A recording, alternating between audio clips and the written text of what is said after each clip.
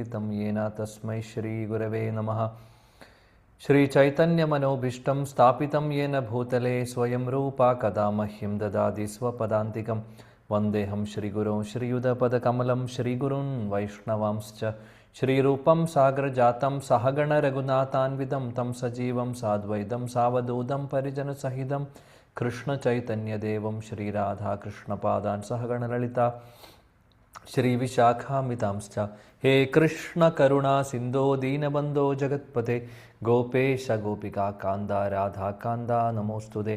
तप्तकाञ्चन गौराङ्गी राधे वृन्दावनेश्वरी वृषभानुसुते देवी प्रणमामि हरिप्रिये। वञ्चाकल्पतरुभ्यश्च कृपा सिन्धुभ्येव च पतितानां पावनेभ्यो वैष्णवेभ्यो नमो नमः। नमो विष्णुपादाय कृष्णपृष्ठाय भूतले श्रीमदे भक्तिवेदान्तस्वामिनिति नामिनि। नमस्ते सरस्वती देवे गौरवाणी प्रचारिणे निर्विशेषशून्यवादी पाश्चात्यदेशतारिणे।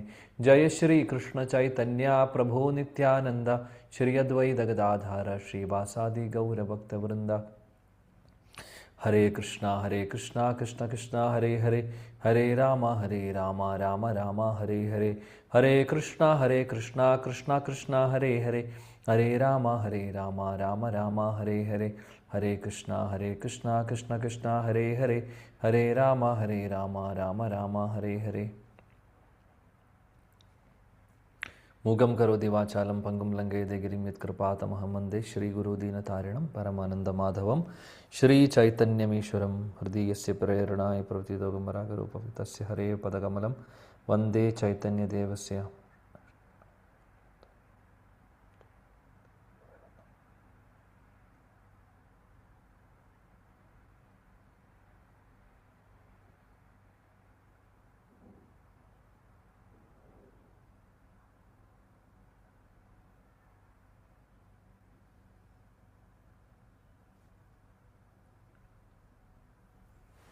ഹരേ കൃഷ്ണ. പ്രിയപ്പെട്ട എല്ലാ ഭക്തർക്കും എൻ്റെ വിനീതമായ പ്രണാമം.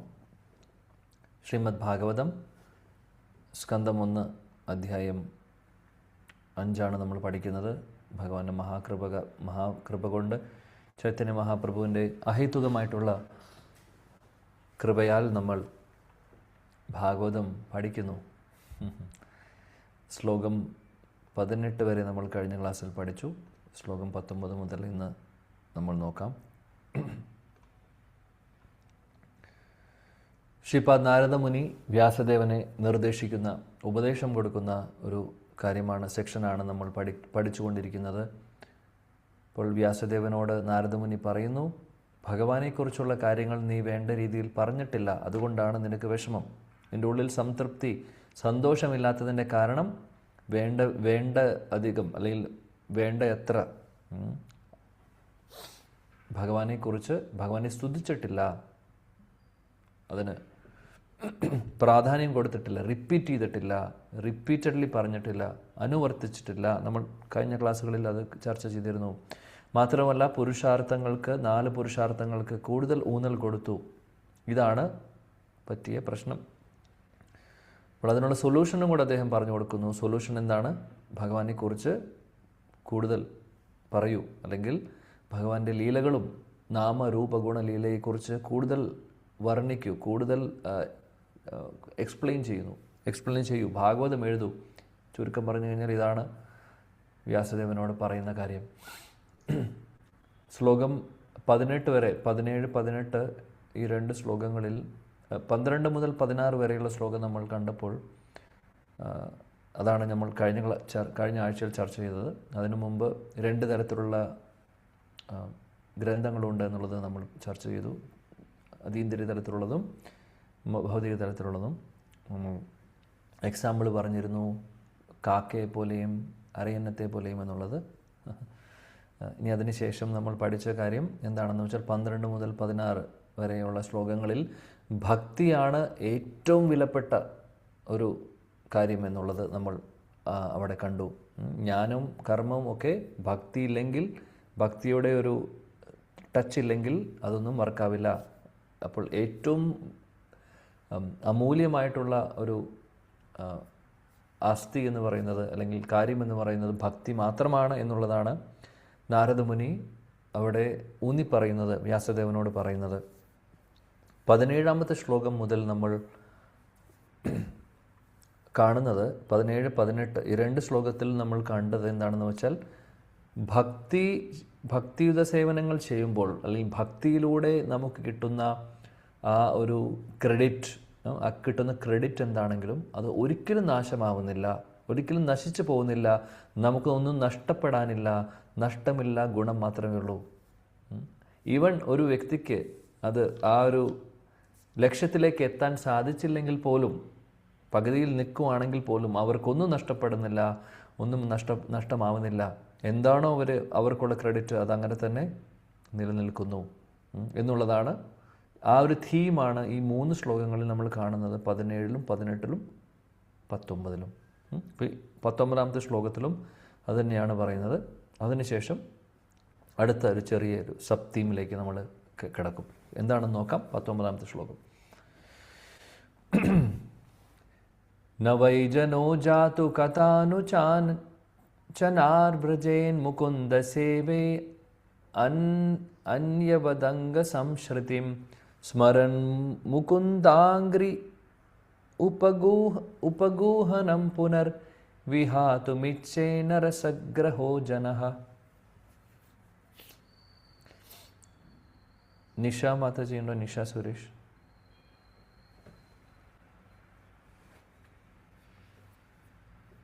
ഓക്കെ. ഷീബ മാതാജി, ഷീബ പവീന്ദ്രൻ മാതാജി.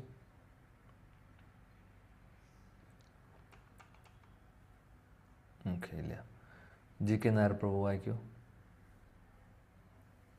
ഹരേ കൃഷ്ണ പ്രഭു. പ്രണാം പ്രഭു. ഹരേ കൃഷ്ണ. ഓം ശ്രീ ഗുരുഭ്യോ നമ. ഓം നമോ ഭഗവതേ വാസുദേവായ. ശ്ലോകം 19. ന വൈ ജനോ ജാതു കഥഞ്ചനാവൃജേ മുകുന്ദ സേവ്യന്യവദംഗ സംസ്കൃതിം സ്മരൻ മുകുന്ദം പുനർ വിഹാതുമിച്ഛേന രസഗ്രഹോ ജനാഃ. വിവർത്തനം ശ്രീല പ്രഭുപാദ് കി ജയ്. എന്റെ പ്രിയ വ്യാസ, ഒരു കൃഷ്ണഭക്തന് ഏതെങ്കിലും വിധത്തിൽ അധപ്പതിക്കാൻ ഇടയായാലും കർമ്മികളെ പോലുള്ളവർക്ക് സമാനമായ ഭൗതിക അസ്തിത്വത്തെ അദ്ദേഹം നിശ്ചയമായും അനുഭവിക്കുകയില്ല. എന്തെന്നാൽ ഭഗവാന്റെ പാദാരവിന്ദ സുധയുടെ രുചി ഒരിക്കലെങ്കിലും അനുഭവിച്ചറിഞ്ഞ ഒരാൾക്ക് ആ പരമാനന്ദ നിർവൃതിയെ വീണ്ടും വീണ്ടും സ്മരിക്കുകയല്ലാതെ മറ്റൊന്നും ചെയ്യാനാകില്ല. Hare Krishna. Hare Krishna. Thank you Prabhu. Thank U.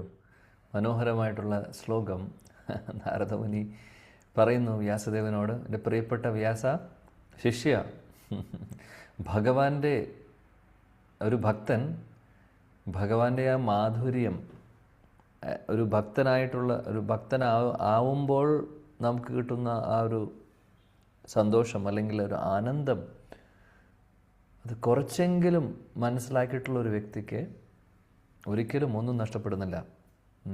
അതാണ് പറയുന്നത്. അങ്ങനെയുള്ള ആളുകൾ ഏതെങ്കിലും കാരണവശാൽ എന്തെങ്കിലും അവർക്ക് ഒരു വീഴ്ചയോ ഒരു താഴ്ചയോ അല്ലെങ്കിൽ എന്തെങ്കിലും പാതയിൽ നിന്ന് ഈ ഒരു പ്രോസസ്സിൽ നിന്ന് മാറിപ്പോകുന്ന ഒരവസ്ഥ വന്നാൽ പോലും ഒന്നും അവർക്ക് നഷ്ടമാവുന്നില്ല. ഭൗതിക നിലയിലേക്ക് അവർ അധപതിക്കുന്നില്ല. മറ്റുള്ള കർമ്മികളെ പോലെ അവരുടെ പതനം സംഭവിക്കുന്നില്ല.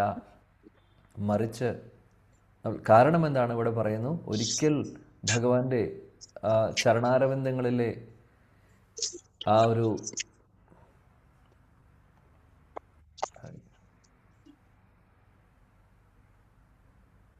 എല്ലാവരും ദയവേത് മ്യൂട്ട് ചെയ്ത് വെക്കണം.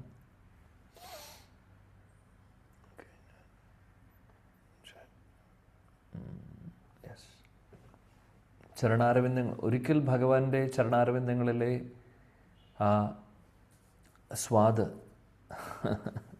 അവിടെയുള്ള മകരന്തം അല്ലെങ്കിൽ അവിടെയുള്ള നെക്ടർ, അവിടെയുള്ള ആ ഒരു അമൃത് ആരെങ്കിലും ടേസ്റ്റ് ചെയ്തിട്ടുണ്ടെങ്കിൽ കുറച്ചെങ്കിലും, ഒരു പ്രാവശ്യമെങ്കിലും, അങ്ങനെയുള്ളവർ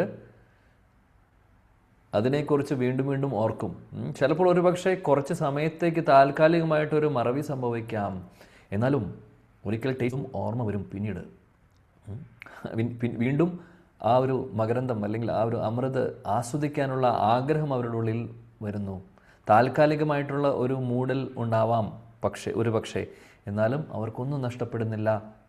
സാധാരണ ഭൗതിക തലത്തിൽ ഇന്ദ്രിയ സുഖങ്ങൾ മാത്രം നോക്കി നടക്കുന്ന കർമ്മികളെ പോലെ ഒരിക്കലും കമ്പയർ ചെയ്യാൻ സാധിക്കില്ല എന്നുള്ളതാണ് പറയുന്നത്. അപ്പോൾ ഭക്തർക്ക്, അതാണ് ഇവിടെ ഈ 3 ശ്ലോകങ്ങളിലായിട്ട് നമ്മൾ കണ്ടിട്ടുള്ള തീം എന്താണെന്ന് വെച്ചാൽ, ഭക്തിയുത സേവനങ്ങൾ ചെയ്യുന്നവർക്ക് എന്തെങ്കിലും കാരണവശാൽ ഒരു ചെറിയൊരു ഗ്ലാനി സംഭവിച്ചു കഴിഞ്ഞാലും അവർക്കൊന്നും നഷ്ടപ്പെടുന്നില്ല.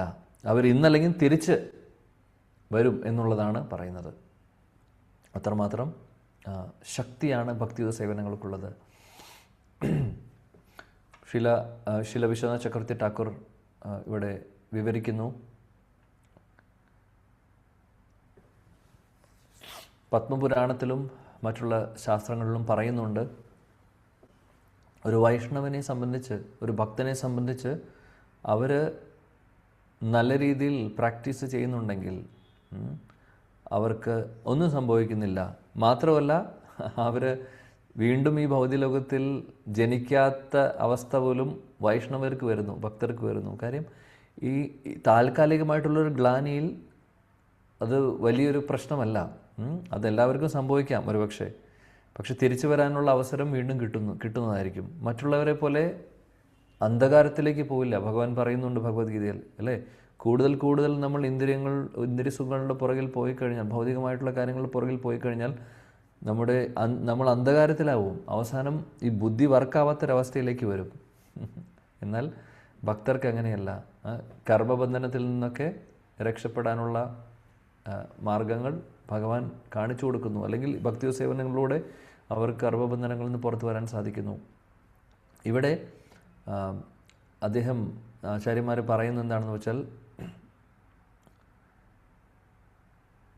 ഈ ഭഗവാനെ ഓർക്കുന്ന കാര്യം, ഭഗവാന്റെ ആ സ്മരണ എന്ന് പറയുന്നത്, ഒരിക്കൽ ഭഗവാനെക്കുറിച്ച്, ഭഗവാന്റെ ലീലയോ, ഭഗവാന്റെ രൂപമോ, നാമമോ, രൂപമോ, അല്ലെങ്കിൽ ഗുണങ്ങളോ, ലീലയോ എന്തെങ്കിലും നമ്മുടെ ഉള്ളിൽ ഒരു പ്രാവശ്യം കയറിയിട്ടുണ്ടെങ്കിൽ അത് മതി. കാര്യം അത്രയും ശക്തിയാണുള്ളത്. ഒരു പ്രാവശ്യം നാമം ചൊല്ലിയിട്ടുണ്ടെങ്കിൽ അതിനുള്ള എഫക്റ്റ് ഉണ്ട്. നമുക്കറിയാം, ഒരുപാട് എക്സാമ്പിൾസ് അറിയാം ശാസ്ത്രങ്ങളിൽ നിന്ന്. അജാമിളിൻ്റെ ഉദാഹരണമാണെങ്കിലും അല്ലാതെ പുരാണങ്ങളിൽ നിന്നുള്ളൊരു ഉദാഹരണം നമ്മൾ പറയാറുണ്ട്. ഹറാം ഹറാം ഹറാം എന്ന് പറഞ്ഞപ്പോൾ ഭഗവാൻ വന്ന് രക്ഷിച്ചു കൊണ്ടുപോയത്. അപ്പോൾ അറിഞ്ഞും അറിയാതെയും കളിയാക്കിക്കൊണ്ടോ അല്ലെങ്കിൽ വേറെ എന്തെങ്കിലും ഉദ്ദേശിച്ചിട്ടോ നമ്മൾ ഭഗവാന്റെ നാമം ചൊല്ലുന്നുണ്ടെങ്കിൽ പോലും അതിന് പോലും അത്ര ശക്തിയുണ്ട്. ഭഗവാന്റെ ലീലകൾ ഒരു പ്രാവശ്യം കേട്ടിട്ടുണ്ടെങ്കിൽ, അത് നമ്മുടെ ഹൃദയത്തിൽ പ്രവേശിച്ചിട്ടുണ്ടെങ്കിൽ, ആ വ്യക്തിക്ക് ഇന്നല്ലെങ്കിൽ നാളെ അവർക്ക് തിരിച്ച് വളരെ ഉത്സാഹത്തോടുകൂടി ഭക്തി സേവനങ്ങൾ ചെയ്ത് ലക്ഷ്യത്തിലേക്ക് എത്താനുള്ള ഒരു ശക്തി അതിനുണ്ട്. താൽക്കാലികമായിട്ട് ചിലപ്പോൾ കുറച്ചു കാലം അത് മൂടിയിരിക്കുമായിരിക്കാം, പക്ഷേ ഒന്നും നഷ്ടപ്പെടുന്നില്ല എന്നാണ് പറയുന്നത്. ശില വിശ്വനാഥ് ചക്രവർത്തി ഠാക്കൂർ പറയുന്നത് എന്താണെന്ന് വെച്ചാൽ, ആ ഒരിക്കൽ അത് ടേസ്റ്റ് ചെയ്തിട്ടുണ്ടെങ്കിൽ പിന്നെ അവർ പിന്നീട് വീണ്ടും അത് ഓർക്കാനുള്ള ഒരു ആഗ്രഹം അവരുടെ ഉള്ളിൽ വരുന്നു. അതാണ് പറയുന്നത്. അപ്പോൾ സാധാരണ അങ്ങനെ സംഭവിക്കുമ്പോൾ ആളുകൾ ചിന്തിക്കുന്നു, അദ്ദേഹം പറയുന്നത് അങ്ങനെയാണ്, അതായത് ഒരിക്കൽ നമ്മൾ ഭഗവാന്റെ നാമരൂപ ഗുണലീലയെക്കുറിച്ച് കുറച്ച് നമ്മളൊന്ന് ആസ്വദിച്ചു, പിന്നെ കുറേ കാലത്തേക്ക് അതില്ല, അത് മൂടിപ്പോയി, എന്തെങ്കിലും കാരണവശാൽ നമുക്ക് വീഴ്ച സംഭവിച്ചു. എന്നാൽ ഒരു സമയം കഴിയുമ്പോൾ നമുക്കത് വീണ്ടും ഓർക്കാനുള്ള അവസരം വരുന്നു. ഭഗവാൻ ഭഗവാന്റെ കൃപ നമുക്ക് തരുന്നു. ഭഗവാന്റെ ഭക്തരിലൂടെയോ അല്ലെങ്കിൽ ഭഗവാൻ നേരിട്ടോ പരമാത്മാവായിട്ടോ നമ്മളെ ഓർമ്മിപ്പിക്കുന്നു. ഒരിക്കൽ വീണ്ടും ഓർമ്മ വന്നു കഴിഞ്ഞാൽ പിന്നെ ആ വ്യക്തികൾ ഓർത്തു പോകുന്നു. ശില ചക്രവർത്തിപാദ് പറയുന്നതാണ്, ഇത്രയും അധപതിച്ച വ്യക്തിയാണല്ലോ ഞാൻ, ഇതെല്ലാം ഉണ്ടായിട്ടും അത് ഒരിക്കൽ ടേസ്റ്റ് ചെയ്തിട്ട് ഞാനത് ഉപേക്ഷിച്ച് വേറെ സ്ഥലത്തേക്ക് പോയല്ലോ, അല്ലെങ്കിൽ ഭഗവാനെ മറന്നല്ലോ, എത്ര വലിയൊരു വിഡ്ഢിയാണ് ഞാൻ. ഇനി ഞാൻ ഒരിക്കലും വേറെ വഴിക്ക് പോവില്ല, ഇനി ഞാൻ ഭഗവാന്റെ പാദങ്ങൾ വിടില്ല എന്നുള്ള തീരുമാനം അങ്ങനെയുള്ളവർ എടുക്കുമെന്നാണ് പറയുന്നത്. ഇങ്ങനെയുള്ള ഒരുപാട് ഭക്തരുടെ ജീവിതത്തിൽ ഇങ്ങനെയൊക്കെ സംഭവിക്കുന്നുണ്ടാവും. ആദ്യം വരുന്നു, പിന്നെ പ്രശ്നം സംഭവിക്കുന്നു, അത് കഴിഞ്ഞ് വീണ്ടും വരുന്നു. അത് ചിലപ്പോൾ ഒരു ജന്മത്തിൽ തന്നെ ആയിരിക്കില്ല, നമുക്കതറിയില്ല. ഇപ്പോൾ ഒരുപക്ഷെ നമ്മുടെ ലൈഫിൽ അത് എക്സ്പീരിയൻസ് ചെയ്തിട്ടുണ്ടാവില്ല, എന്നാൽ അത് പല ജന്മങ്ങളിലായിട്ട് നടന്നിട്ടുള്ളതായിരിക്കും. ഇപ്പോൾ നമ്മൾ കഴിഞ്ഞ ജന്മങ്ങളിൽ ചെയ്തിട്ടുള്ളതിൻ്റെ ബാക്കി പാത്രമാണ് നമ്മൾ ചെയ്തുകൊണ്ടിരിക്കുന്നത്, അല്ലേ? നമ്മളിൽ പലവരും, അല്ലെങ്കിൽ നമ്മളിൽ എല്ലാവരും തന്നെ ഭക്തിയിൽ അല്ലെങ്കിൽ ഈ ഒരു മാർഗത്തിൽ, ഭാഗവതത്തിലും നാമത്തിലുമൊക്കെ ചെറിയൊരു വിശ്വാസവും അല്ലെങ്കിൽ അതിലൊരു താല്പര്യവും നമുക്ക് തോന്നിയിട്ടുണ്ടെങ്കിൽ അതിൻ്റെ അർത്ഥം നമ്മൾ ചെയ്തിട്ടുള്ളതിൻ്റെ ബാക്കിയാണ് ചെയ്തുകൊണ്ടിരിക്കുന്നത്. എപ്പോഴോ ചെയ്തിട്ടുണ്ട്, വേണ്ട രീതിയിൽ നമ്മൾ പൂർത്തിയാക്കിയിട്ടില്ല, അതാണ്. പക്ഷേ എവിടെ അവസാനിപ്പിച്ചിട്ടുണ്ടോ അവിടെ നിന്നും തുടങ്ങുന്നു, അല്ലേ? നേഹാഭിക്രമ നാശോസ്തി ഭഗവത്ഗീതയിലും നമ്മൾ പറയുന്നു, എവിടെ അവസാനിപ്പിക്കുന്നു അവിടെ നിന്നും തുടങ്ങുന്നു. അതാണ്, അത്രമാത്രം ശക്തിയാണുള്ളത്. ഇവിടെ ആ ഒരു പ്രിൻസിപ്പിളാണ് എടുത്തു പറയുന്നത് ഈ ശ്ലോകത്തിൽ. വേറൊരു മനോഹരമായിട്ടുള്ളൊരു ടേം ഉണ്ട് ഇവിടെ ശ്ലോകത്തിൽ നോക്കിക്കഴിഞ്ഞാൽ, രസഗ്രഹ എന്നാണ് പറയുന്നത്. രസഗ്രഹ എന്ന് പറഞ്ഞു കഴിഞ്ഞാൽ അവിടെ ചക്രവർത്തിപാദ് അവിടെ എക്സ്പ്ലെയിൻ ചെയ്യുന്നത്, രസഗ്രഹ എന്ന് പറയുമ്പോൾ നമ്മളിതുപോലെ ഗ്രഹ എന്ന് പറഞ്ഞു കഴിഞ്ഞാൽ പ്ലാനറ്റ്, ഗ്രഹം എന്ന് പറയുന്ന പോലെ. ഇപ്പോൾ രസഗ്രഹ എന്ന് പറയുമ്പോൾ അതായത് രസം, ഭഗവാന്റെ ഭക്തിരസം ഉള്ള അല്ലെങ്കിൽ ഭക്തിരസമാവുന്ന ആ ഒരു പ്ലാനറ്റ് നമ്മളെ പൂർണ്ണമായിട്ടും നമ്മളെ കീഴ്പ്പെടുത്തിയിരിക്കുന്നു എന്നാണ് പറയുന്നത്. നമ്മൾ കേട്ടിട്ടുണ്ട് കൃഷ്ണഗ്രഹ ഗൃഹീതാത്മ. എവിടെയാണത് പറയുന്നത്? കൃഷ്ണഗ്രഹ ഗൃഹീതാത്മ. ആർക്കാണ് ഓർമ്മ? ഞാൻ പറഞ്ഞിട്ടുണ്ട്. ഭഗവാൻ കൃഷ്ണനാവുന്ന ഗ്രഹം, ഗ്രഹം എന്ന് ഉദ്ദേശിക്കുന്ന പ്ലാനറ്റ്, ഭഗവാൻ കൃഷ്ണനാവുന്ന പ്ലാനറ്റ് ഹോണ്ട് ചെയ്തിരിക്കുകയാണെന്ന്. ഗൃഹീതാത്മ. നമ്മൾ പറയില്ലേ, രാഹു വന്ന് കീഴ്പ്പെടുത്തി എന്ന് പറയില്ലേ, രാഹു വന്ന് ചന്ദ്രനെ മൂടി എന്ന് പറയുന്ന പോലെ. അതേപോലെ കൃഷ്ണഗ്രഹ ഗൃഹീതാത്മ എന്ന് ഒരു സ്ഥലത്ത് പറയുന്നുണ്ട് ഭാഗവതത്തിൽ. ഈ ക്ലാസ്സിൽ ഞാൻ പറഞ്ഞിട്ടുണ്ട് ഇതിനു മുമ്പ്, ഉറപ്പാണ്. എപ്പോഴാണെന്ന് ഓർമ്മയില്ല, പക്ഷെ പറഞ്ഞിട്ടുണ്ട് എന്നുള്ളതാണ് ഞാൻ വിശ്വസിക്കുന്നത്. അവിടെയും പറയുന്നു, ഇവിടെ രസഗ്രഹ, അവിടെ കൃഷ്ണഗ്രഹ എന്നാണ്. ആരെങ്കിലും?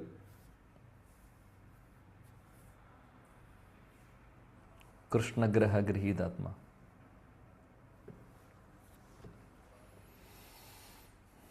ഭഗവാൻ കൃഷ്ണനാവുന്ന ഗ്രഹം പൂർണ്ണമായിട്ടും അപഹരിച്ചിരിക്കുന്നു ആ വ്യക്തിയെ എന്നാണ് അതിൻ്റെ അർത്ഥം. പോയറ്റിക് എക്സ്പ്രഷനാണ്. പ്രഹ്ലാദിൻ്റെ ചരിത്രത്തിൽ പറയുന്നു, ആരും ഒന്നും മിണ്ടുന്നില്ല. സോറി, ഞാൻ മൈക്ക് മ്യൂട്ട് ചെയ്തിരിക്കുകയെന്ന് തോന്നുന്നു.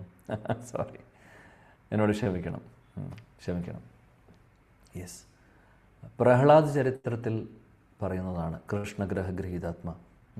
ഇവിടെ രസഗ്രഹ എന്ന് പറയുന്നത്, ഇവിടെ രസമാവുന്ന ഗ്രഹം നമ്മളെ കീഴ്പ്പെടുത്തിയിരിക്കുന്നു. അല്ലെങ്കിൽ ആരെക്കുറിച്ചാണ് പറയുന്നത്? ഭക്തർ ഒരിക്കൽ ടേസ്റ്റ് ചെയ്തിട്ടുള്ള വ്യക്തിയെക്കുറിച്ചാണ് പറയുന്നത്.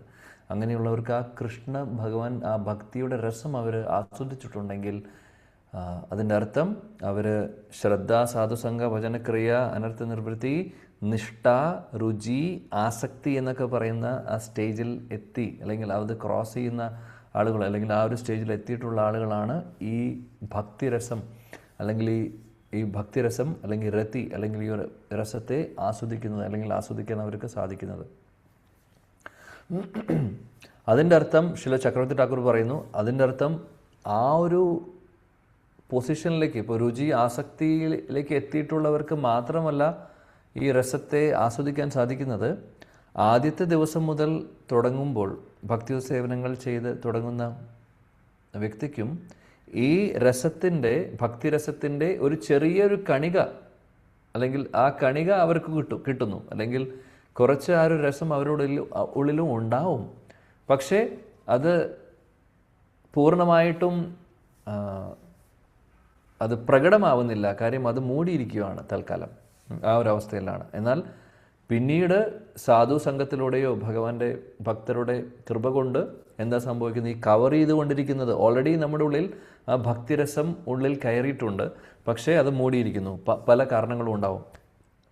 നമ്മൾ നമ്മുടെ മാർഗം മാറ്റി വേറെ മാർഗം സ്വീകരിച്ച് പോകുന്നു, അല്ലെങ്കിൽ എന്തെങ്കിലും. എന്നാൽ ഭഗവാന്റെ പരിശുദ്ധ ഭക്തരുടെ ഒരു സമ്പർക്കത്താൽ അസോസിയേഷൻ എന്ത് സംഭവിക്കുന്നു? അവരുടെ ഹൃദയത്തിൽ, അങ്ങനെയുള്ള ആളുകളുടെ ഹൃദയത്തിലും ഇതെല്ലാം വീണ്ടും ജനിക്കുന്നു. അതാണ്, അത് വീണ്ടും ജനിക്കുന്നു. അപ്പോൾ ഇത് അത്രമാത്രം ശക്തിയുണ്ട് എന്നുള്ളതാണ് നമ്മൾ മനസ്സിലാക്കേണ്ടത്.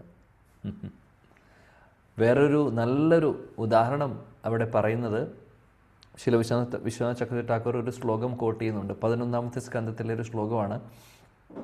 ആ ശ്ലോകത്തിൽ എന്ത് പറയുന്നു എന്ന് പറഞ്ഞാൽ, നമ്മൾ ഭക്ഷണം കഴിക്കുമ്പോൾ സംഭവിക്കുന്നത് എന്താണ്? ശ്ലോകം 11ാമത്തെ സ്കന്ധത്തിലെയാണ്. ഭക്തിയെക്കുറിച്ച് പറയുന്നു.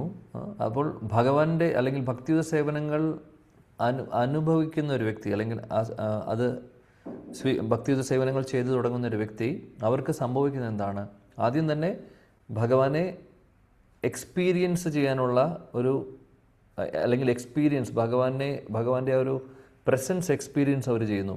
2, ആസക്തി, ഭൗതിക തലത്തിലുള്ള എല്ലാത്തിൽ നിന്നും ഒരു വിരക്തി നേടാൻ സാധിക്കുന്നു. 3 പറയുന്നു, അവർ പൂർണ്ണമായിട്ടും അതേപോലെ തന്നെ ഭക്തിയും അവരുടെ ഉള്ളിൽ കൂടുതൽ ജനിക്കുന്നു. അതാണ് പറയുന്നത്. അപ്പോൾ ഈ ശ്ലോകത്തിൽ പറയുന്നത് എന്താണെന്ന് വെച്ചാൽ, ആരാണോ ഭഗവാനെ ശരണം പ്രാപിക്കുന്നത് അങ്ങനെയുള്ള ആളുകൾക്ക് 3 കാര്യങ്ങൾ നടക്കുന്നു. എന്താണ് സംഭവിക്കുന്നത്? 1, ഭക്തി അവരുടെ ഹൃദയത്തിൽ കൂടുന്നു.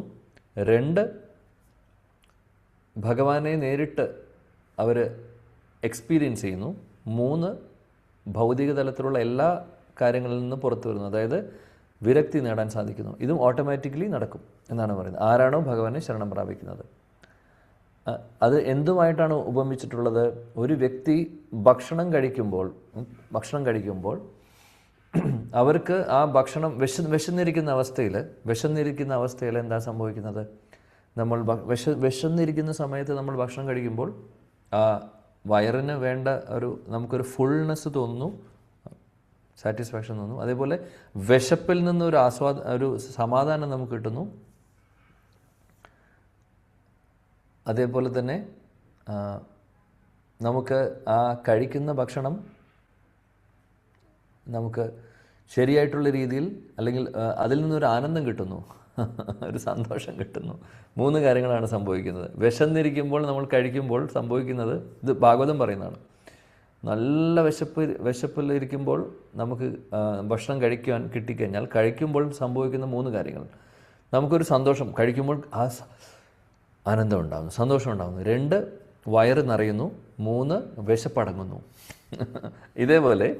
ഇതേപോലെയാണ് ഭഗവാന്റെ, അത് ഓരോ വായിലും നമ്മൾ കഴിക്കുന്ന ഭക്ഷണത്തിന് ഓരോ വായ നമ്മൾ കഴിക്കുമ്പോഴും ഈ 3 കാര്യങ്ങൾ നടക്കുന്നു എന്നാണ് പറയുന്നത്.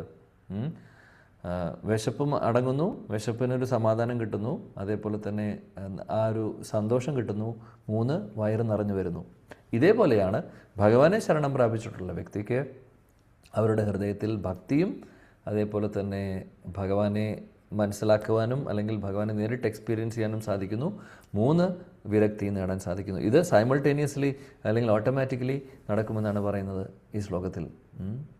ഭക്തി പരേശാനുഭാവോ വിരക്തിർ അന്യത ചേസ ത്രിക ഏകകാലഃ പ്രപദ്യമാനസ്യ യഥാ സ്നതഃ സ്യുസ്തുഷ്ടി പുഷ്ടി ക്ഷുത് അപായോ നു ഘാസം.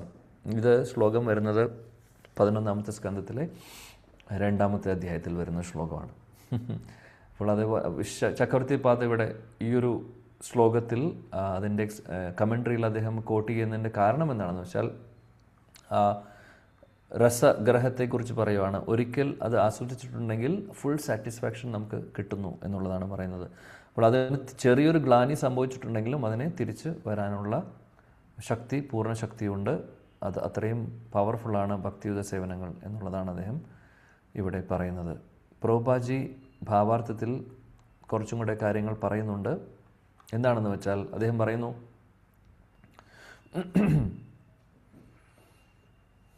ചില ആളുകൾക്ക് ചിലപ്പോൾ ഭക്തിയുത സേവനങ്ങൾ ചെയ്ത് മുന്നോട്ട് പോകുമ്പോൾ അവർക്കെല്ലാം ഭൗതിക തലത്തിലുള്ള എല്ലാം നഷ്ടപ്പെടുന്നതായിട്ട് കാണാം. നമ്മൾ നേരത്തെ പറഞ്ഞു, അപ്പോൾ അതിന് നമുക്ക് സ്കന്ധത്തിൽ നേടാൻ സാധിക്കും, വിരക്തി സംഭവിക്കുന്നു എന്നുള്ളത്. വിരക്തി എന്ന് പറഞ്ഞാൽ നമുക്ക് ഡിറ്റാച്ച്മെൻറ്റ് വരുന്നു. ചില സമയങ്ങളിൽ വേറെ ഒരു കാര്യം കൂടെ സംഭവിക്കാം ചില ഭക്തർക്ക്. എന്താണ്? നമുക്കുള്ളതെല്ലാം ഒരു സുപ്രഭാതത്തിൽ എല്ലാം നഷ്ടപ്പെടുന്ന അവസ്ഥ, ഭൗതികമായിട്ടുള്ള എല്ലാം. അതായത് പെട്ടെന്നൊരു ദിവസം നമ്മൾ എഴുന്നേൽക്കുമ്പോൾ പാപ്പരാവുന്ന അവസ്ഥ, ഒന്നുമില്ലാത്ത അവസ്ഥ. അങ്ങനെ സംഭവിക്കാം ഒരുപക്ഷെ. ഈ ഒരു കാര്യം ഭാഗവത്തിൽ പറയുന്നുണ്ട്. യസ്യാഹം അനുഗ്രഹണാമി ഹരിഷ്യേ തദ്ധനം ശനൈ. യുധിഷ്ഠിര മഹാരാജാവിനോട് നാരദമുനി പറയുന്നതാണ് ഈ ഒരു ശ്ലോകം ആക്ച്വലി. അതായത് ഭഗവാന്റെ ഏറ്റവും കൂടുതൽ കാരുണ്യമുള്ള വ്യക്തി എന്ന് പറഞ്ഞു കഴിഞ്ഞാൽ അത് ഭൗതിക തലത്തിൽ നല്ല നേട്ടങ്ങളൊക്കെ, നമുക്ക് ജീവിക്കാനുള്ള പൈസ കിട്ടുന്നു, അല്ലെങ്കിൽ സാമ്പത്തികമായിട്ടുള്ള നല്ലൊരു സിറ്റുവേഷനിലാണ് നമ്മളിരിക്കുന്നത്. അപ്പോൾ നമ്മൾ പറയും, ഓ ഭഗവാന്റെ അനുഗ്രഹം കൊണ്ടാണ്, ഭഗവാന്റെ അനുഗ്രഹം കൊണ്ട് ഒരു കുഴപ്പമില്ലാതെ പോകുന്നു, ജോലി കുഴപ്പമില്ലാതെ പോകുന്നു, അതേപോലെ പൈസ അത്യാവശ്യം നമുക്ക് ജീവിക്കാനുള്ളത് കിട്ടുന്നുണ്ട്. അപ്പോൾ പറയും ഭഗവാന്റെ അനുഗ്രഹം കൊണ്ട് എല്ലാം പോകുന്നു എന്നുള്ളത്. അപ്പോൾ യുധിഷ്ഠിര മഹാരാജ്, നാരദമുനി പറയുന്നതല്ല യുധിഷ്ഠിര മഹാരാജനോട്, ഇത് വേറെ 7ാമത്തെ സ്കന്ധത്തിൽ വരുന്നതാണ്. അവിടെ പറയുന്നു ആക്ച്വലി ഏറ്റവും വലിയ അനുഗ്രഹം എന്ന് പറഞ്ഞാൽ അതല്ല. ഇപ്പം നമ്മൾ ഭൗതിക തലത്തിലുള്ള നേട്ടങ്ങൾ അല്ലെങ്കിൽ എന്തെങ്കിലും കാര്യങ്ങളൊക്കെ നടന്നു പോകുന്നുണ്ട്, അത് അപ്പോൾ നമ്മൾ പറയും അനുഗ്രഹമാണ് ഭഗവാന്റെ. എന്നാൽ ആക്ച്വലി അതിനേക്കാൾ വലിയ അനുഗ്രഹം എന്ന് പറഞ്ഞു കഴിഞ്ഞാൽ എല്ലാം നഷ്ടപ്പെടുന്നതാണെന്ന് പറയുന്നു. അതാണ് പറയുന്നത്. യസ്യാം, അതാണ് ആ ശ്ലോകത്തിൽ പറയുന്നത്. യസ്യാഹം അനുഗ്രഹണാമി ഹരിഷ്യേ തദ്ധനം ശനൈ. അപ്പോൾ സംഭവിക്കുന്നത് എന്താണ്? തതോ ധനം ത്യജദ്യസ്യ സ്വജന ദുഃഖ ദുഃഖിതം. അതായത് കംപ്ലീറ്റ് നഷ്ടപ്പെടുമ്പോൾ, ഒന്നുമില്ലാതെ ആവുമ്പോൾ എന്താണ് സംഭവിക്കുന്നത്? ആ വ്യക്തി വേറെ ആരുമില്ല എന്ന് മനസ്സിലാക്കുന്നു. സ്വന്തം ബന്ധുക്കൾ, ബന്ധുജനങ്ങളും കൂട്ടുകാരും എല്ലാവരും ഉപേക്ഷിക്കുന്നു അവരെ. അവസാനം ഭഗവാൻ മാത്രമേ ഉള്ളൂ എന്ന് മനസ്സിലായിക്കൊണ്ട് ഭഗവാനെ ശരണം പ്രാപിക്കുന്നു. അപ്പോൾ ഇതാണ് ഏറ്റവും വലിയ ഭാഗ്യം ചെയ്തിട്ടുള്ള വ്യക്തിക്ക് സംഭവിക്കുന്നതെന്നാണ് നാരദമുനി പറയുന്നത്. പക്ഷെ നമുക്ക് ആർക്കെങ്കിലും ഇത് ചിന്തിക്കാൻ സാധിക്കുമോ? നമ്മുടെ ലൈഫിൽ ഇത് സംഭവിച്ചു കഴിഞ്ഞാൽ എന്തായിരിക്കും അവസ്ഥ? ആർക്കെങ്കിലും ഇത് ഉൾക്കൊള്ളാൻ സാധിക്കുമോ? അല്ലെങ്കിൽ ആർക്കെങ്കിലും ഇത് മാനേജ് ചെയ്യാൻ സാധിക്കുമോ, ടോളറേറ്റ് ചെയ്യാൻ സാധിക്കുമെന്ന് തോന്നുന്നുണ്ടോ? ബുദ്ധിമുട്ടാണ്. കാര്യം അതിനുള്ള മെച്യൂരിറ്റി നമുക്ക് വന്നിട്ടില്ല. അതുകൊണ്ട് പേടിക്കേണ്ട ആവശ്യമില്ല.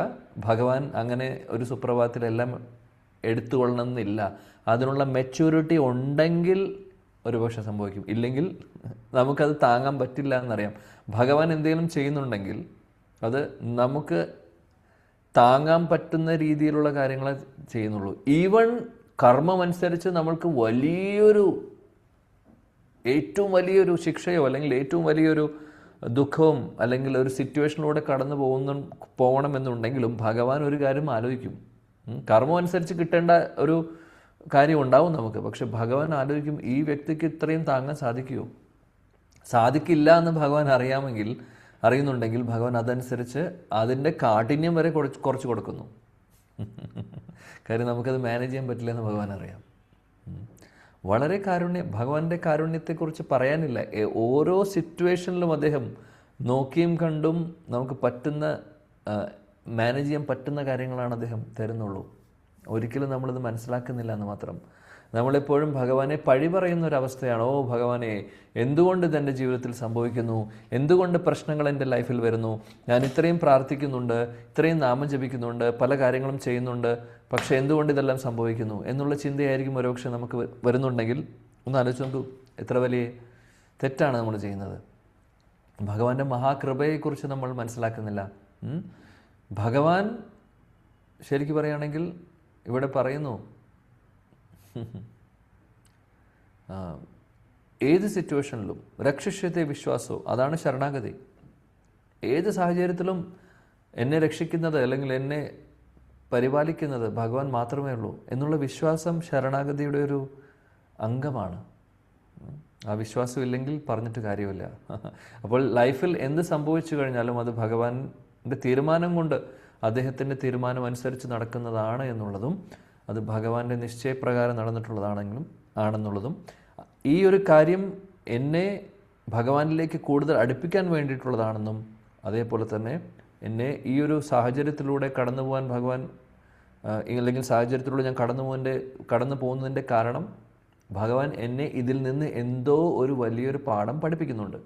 അതെന്താണ് എന്നുള്ളതാണ് നമ്മൾ നോക്കേണ്ടത്. അല്ലാതെ അദ്ദേഹത്തെ പഴി പറയല്ല ചെയ്യേണ്ടത്. അതാണ് നമ്മളിവിടെ ഓർക്കേണ്ട കാര്യം. അതേപോലെ പ്രഭുപാദ് പറയുന്നു, ഭഗവത്ഗീതയിലെ കാര്യം ഇവിടെ കോട്ട് ചെയ്തുകൊണ്ട് അദ്ദേഹം പറയുന്നു, ഒരു വ്യക്തിക്ക് ഏതെങ്കിലും കാരണവശാൽ ഭക്തി പ്രാക്ടീസ് ചെയ്തുകൊണ്ടിരുന്ന വ്യക്തിക്ക് എന്തെങ്കിലും കാരണവശാൽ ഒരു വീഴ്ച സംഭവിച്ചു കഴിഞ്ഞാലും അവർക്ക് അടുത്ത ജന്മത്തിൽ ഒരു നല്ലൊരു കുടുംബത്തിൽ ജനിക്കുവാനുള്ള അവസരം കിട്ടുന്നു എന്നുള്ളത് പ്രാപ്യ പുണ്യകൃതം ലോകം, ഈ ശ്ലോകം എല്ലാവർക്കും നമ്മൾ കേട്ടിട്ടുള്ളതാണ്. 6ാമത്തെ അധ്യായത്തിൽ വരുന്നത് അല്ലേ, ശുചിനാം ശ്രീമതാം ഗേഹേ യോഗഭ്രഷ്ടോ വിജായതേ, ആ ഒരു ശ്ലോകം വരുന്നുണ്ട്. അതിനുശേഷം പ്രഭുപാദ് വേറൊരു ശ്ലോകം ഭഗവത്ഗീതയിൽ വരുന്നുണ്ട്. അത് കഴിഞ്ഞിട്ട് തൊട്ടടുത്തുള്ള ശ്ലോകത്തിൽ പറയുന്നു, അഥവാ യോഗിനാമേവ കുലേ ഭവതി ധീമതാം ഏതദ്ധി ദുർലഭതരം ലോകേ ജന്മ യത് ഇദൃശം.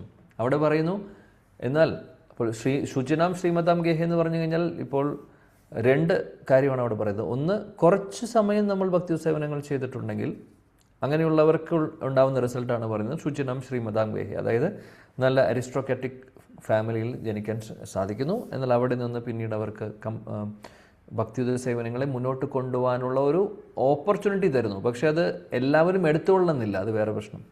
എന്നാൽ ഒരുപാട് കാലങ്ങൾ നമ്മൾ പ്രാക്ടീസ് ചെയ്തിട്ട് എന്തെങ്കിലും കാരണവശാൽ അത് കംപ്ലീറ്റ് ചെയ്യാത്ത ഒരു അവസ്ഥ വന്നു കഴിഞ്ഞാൽ അവിടെ പറയുന്നത് എന്താണെന്ന് വെച്ചാൽ അങ്ങനെയുള്ളവർക്ക് കുലേ ഭവതി ധീമതാം അതാ വാ യോഗിനാമേവ കുലേ ഭവതി ധീമതാം, അങ്ങനെയുള്ളവർക്ക്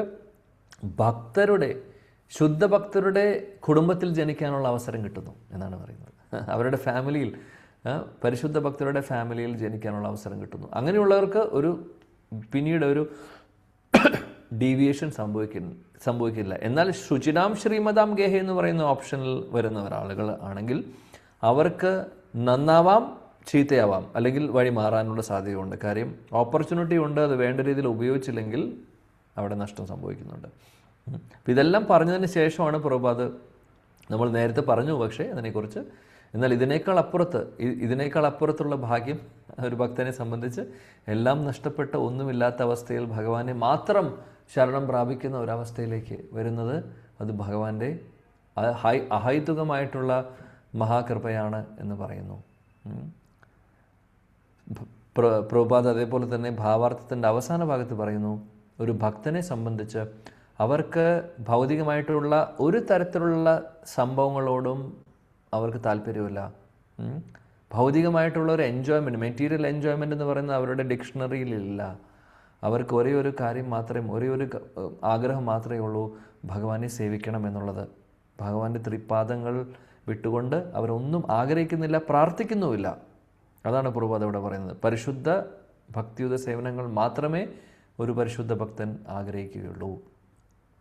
വൃത്രാസുരൻ്റെ പ്രാർത്ഥനയിൽ നമ്മൾ കാണുന്നതാണ്, ന നാകപൃഷ്ടം ന ച പാരമേഷ്ട്യം ന സർവഭൗമാനരസാധിപത്യം ന യോഗസിദ്ധിം അപുനർഭവം വാ സമഞ്ജസത്വാവിരഹയ്യ കാക്ഷേ.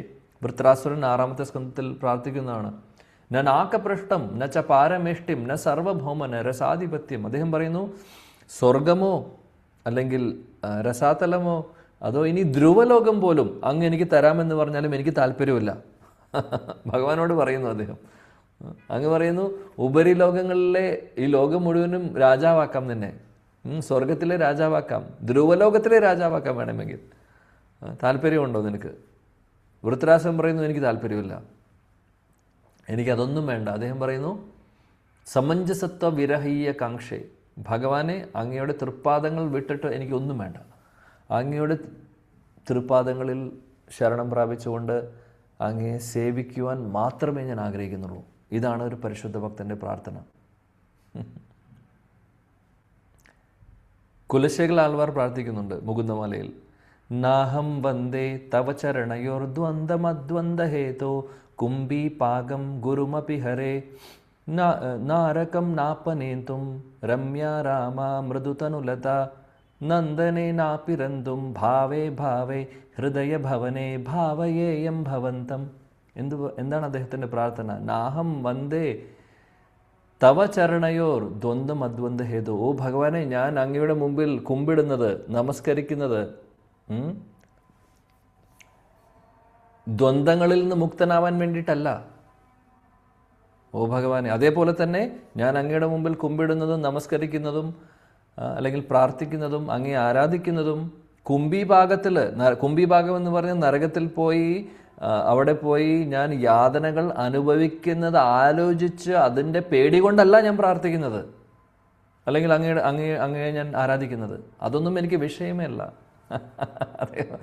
രമ്യ രാമ മൃദു തനുലത നന്ദനെ നാപ്പിരന്തും. രമ്യ രാമ, അതായത് നന്ദകാനനം, സ്വർഗലോകത്തിൽ നന്ദകാനൻ എന്ന് പറയുന്ന ആ ഒരു ഗാർഡനിൽ ഒരുപാട് സുന്ദരികളായിട്ടുള്ള ദേവസ്ത്രീകളുണ്ട്. അവരുടെ കൂടെ കൂടാൻ വേണ്ടി ആഗ്രഹിച്ചിട്ടോ അല്ല ഞാൻ അങ്ങയെ ആരാധിക്കുന്നത്, പ്രാർത്ഥിക്കുന്നത്, അല്ലെങ്കിൽ വന്ദിക്കുന്നത്. മറിച്ച് ഞാൻ പ്രാർത്ഥിക്കുന്നതും ഞാൻ ആഗ്രഹിക്കുന്നതും ഒരേ ഒരു കാര്യം മാത്രമേ ഉള്ളൂ. ഭഗവാനെ ഭാവേ ഭാവേ ഹൃദയ ഭവനെ ഭാവയേയം ഭവന്തം. ഭഗവാനെ, ഞാൻ ഒരേ ഒരു ആഗ്രഹമേ എനിക്കുള്ളൂ, എല്ലായ്പ്പോഴും എപ്പോഴും 24 മണിക്കൂറും സദാസമയവും അങ്ങയെ സ്മരിക്കണം, അങ്ങയെ ഓർക്കണം. വേറൊന്നും എനിക്ക് ഞാൻ ആഗ്രഹിക്കുന്നില്ല. എൻ്റെ ഹൃദയത്തിൽ അങ്ങ് മാത്രം മതി. ഇത് മാത്രമേ ഉള്ളൂ എൻ്റെ ആഗ്രഹം. അങ്ങയെക്കുറിച്ച് ഓർക്കാൻ, അങ്ങയുടെ നാമരൂപഗുണലീലകൾ ഓർക്കുവാൻ മാത്രമേ ഞാൻ ആഗ്രഹിക്കുന്നുള്ളൂ. ഇതാണ് പരിശുദ്ധ ഭക്തരുടെ പ്രാർത്ഥന. പ്രഭുപാദ് അതാണ് ഇവിടെ പറയുന്നത്. പരിശുദ്ധ ഭക്തർ വേറൊന്നും ആഗ്രഹിക്കുന്നില്ല എന്നുള്ളത്. ഹരേ കൃഷ്ണ. ശ്ലോകം 20. ഇദം ഹി വിശ്വം ഭഗവാനിവേതരോ യതോ ജഗത്സ്ഥാന നിരോധ സംഭവാഃ തദ്ധി സ്വയം വേദ ഭവാംസ്തഥാപി തേ പ്രാദേശമാത്രം ഭവതാ പ്രദർശിതം. ശ്രീദേവി ഹരിവന്ദന മാതാജിയുണ്ടോ?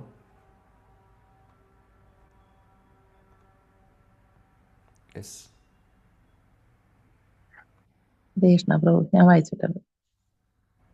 ഓക്കെ. ശ്ലോകം 20.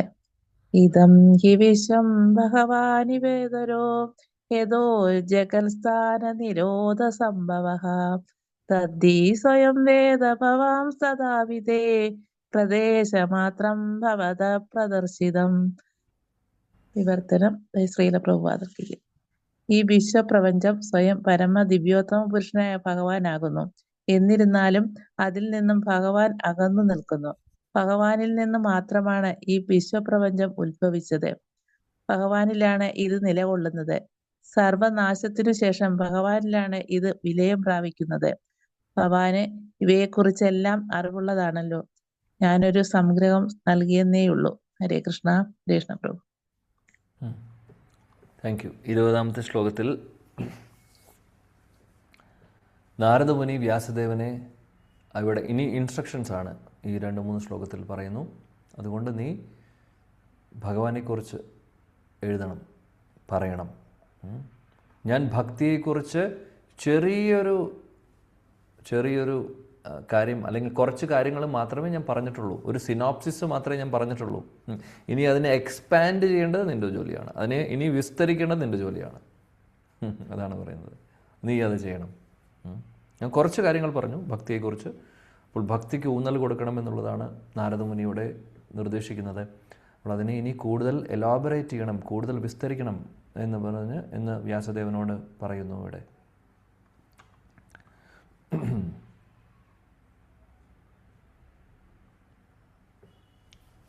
പ്രഭുപാദ് ഭാവാർത്ഥത്തിൽ പറയുന്നു, ആളുകൾക്ക്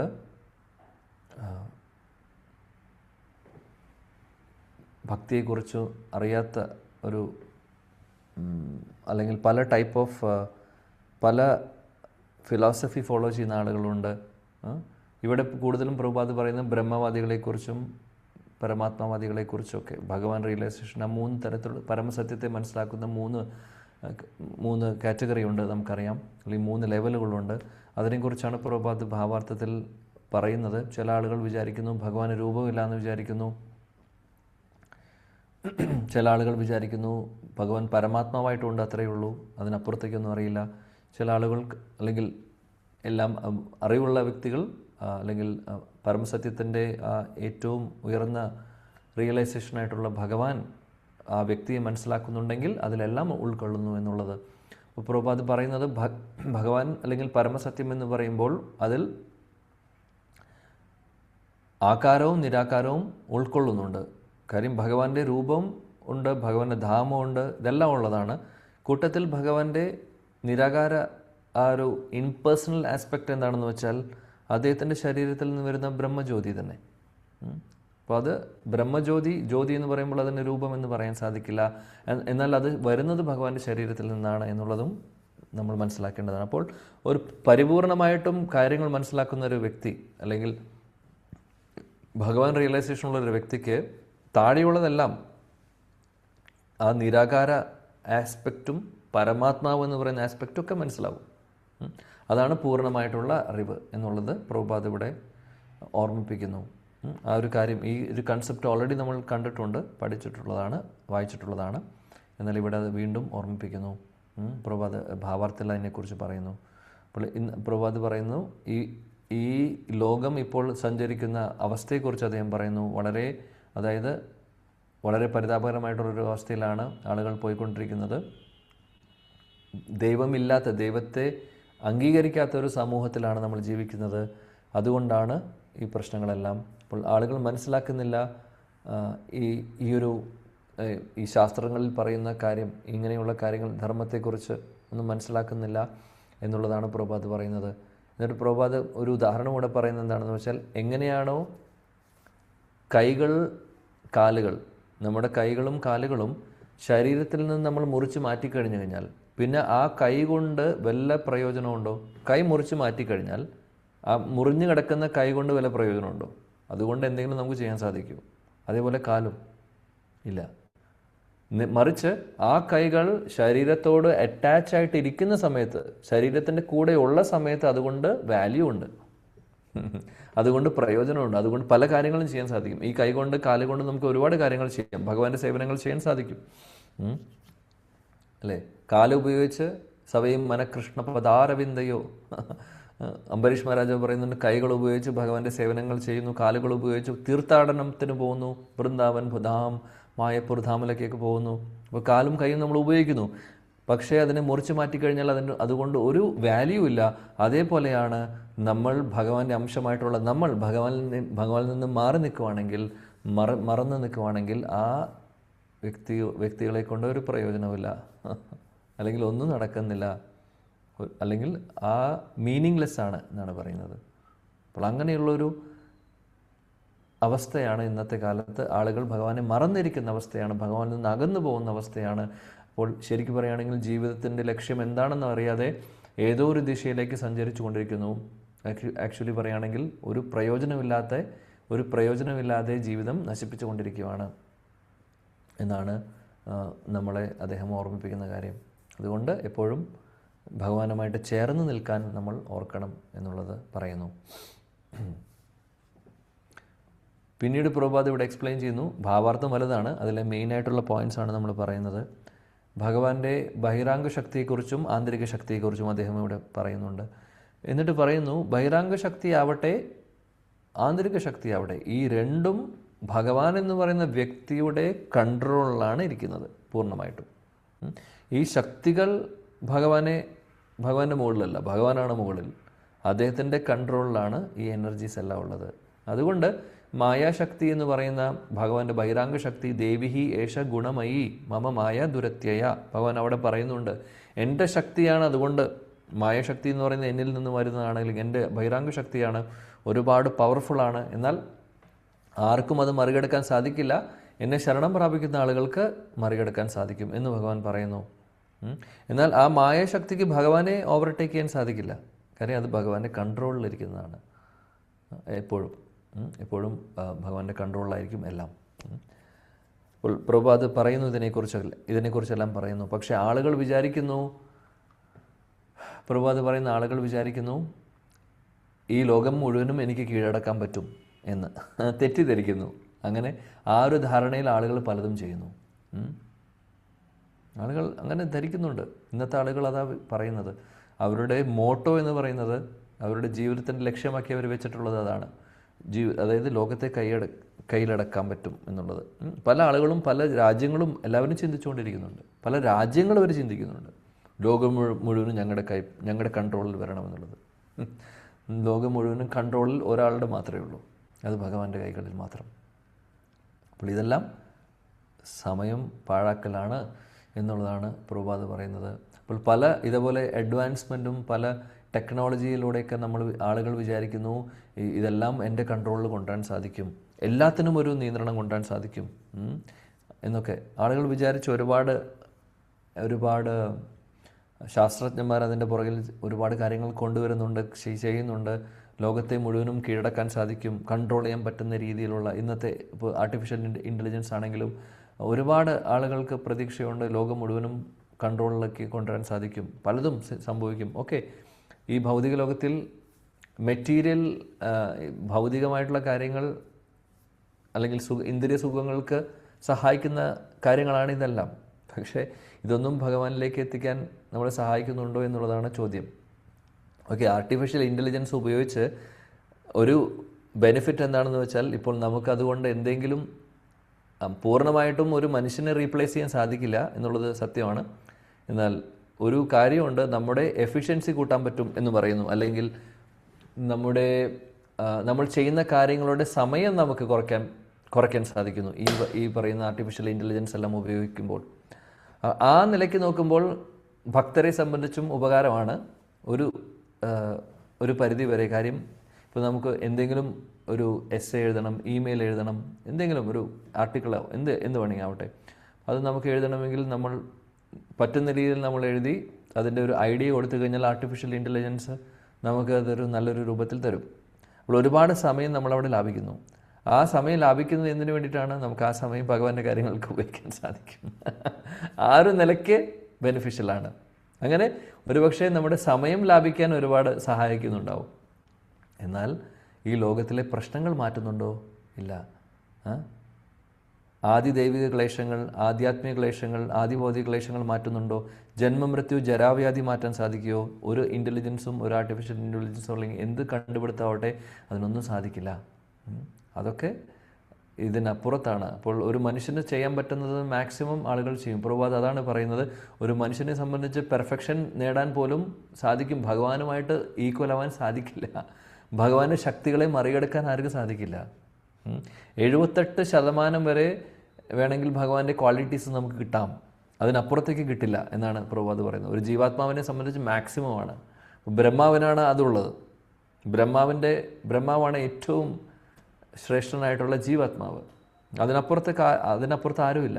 അദ്ദേഹത്തെ ഓവർടേക്ക് ചെയ്യാൻ ആർക്കും സാധിക്കില്ല. ബ്രഹ്മാവിൻ്റെ അവസ്ഥ ഈ ലോകം മുഴുവനും അല്ലെങ്കിൽ ഈ